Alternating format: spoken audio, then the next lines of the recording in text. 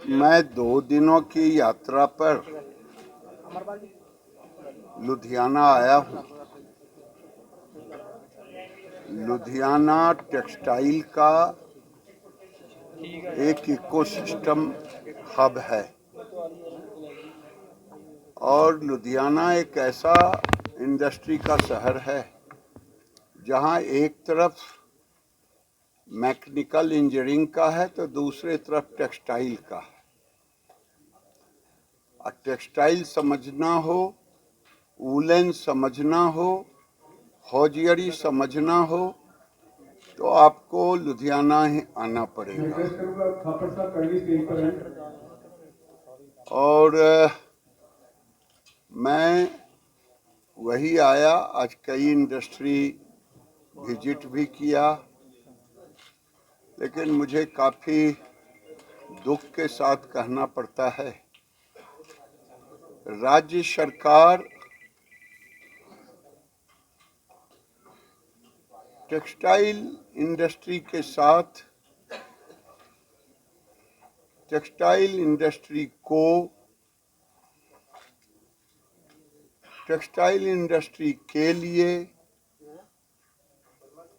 उनके पास कोई समय ही नहीं है। न सीएम साहब समय दे पा रहे हैं, न कोई इंडस्ट्री, और मुख्य कानून छोर अब ये कहते हैं कि अगर आपको नहीं पसंद है तो यहाँ छोड़ के भाग जाओ, जहाँ जाना है जाओ। जीरो लिक्विड डिस्पोजल का मामला है। सभी इंडस्ट्री ये करने को तैयार हैं, ये कह कर के कि ये फलना ट्रिब्यूनल का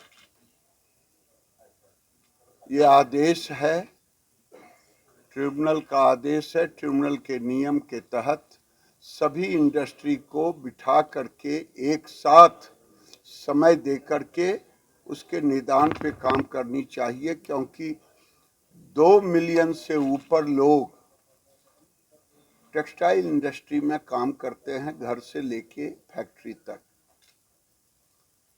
और लुधियाना इसी के लिए जाना जाता है। मैं समझता हूं कि यहाँ की सरकार या तो मदांध हो गई है या यहाँ कोई नेतृत्व विहीन सरकार हो गई है। और ना यहाँ कोई नीति है, ना कोई निर्धारण है,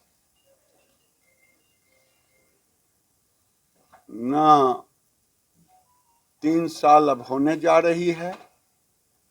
वादा करके झूठ बोल करके तो आ गए, चाहे किसानों के साथ हो, चाहे इंडस्ट्री के साथ हो, चाहे किसी सेक्शन के लोगों के साथ हो, वादा खिलाफी काम किया है।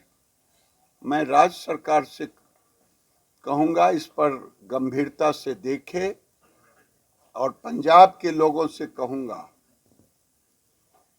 आप किसी के बहकावे में ना आए। आपने सबको मौका दिया, एक बार भारतीय जनता पार्टी को मौका दें। पूरे देश में भारतीय जनता पार्टी जिन राज्यों में सरकार चला रही है उसको भी देखें, तभी आप पंजाब का फिर से पुनर्जागरण करने की जरूरत है, खास करके औद्योगिक क्षेत्र में, अन्य क्षेत्रों में। जी, व्यापारी इस समय लगातार काफी परेशान है, क्योंकि आए दिन कहीं ना कहीं जो लॉ एंड ऑर्डर की स्थिति बिगड़ती जा रही है। शाम को व्यापारी घर जाते हुए डरता है। मैंने कहा कि ये लॉ एंड ऑर्डर नाम की तो कोई चीज ही नहीं बच गई है।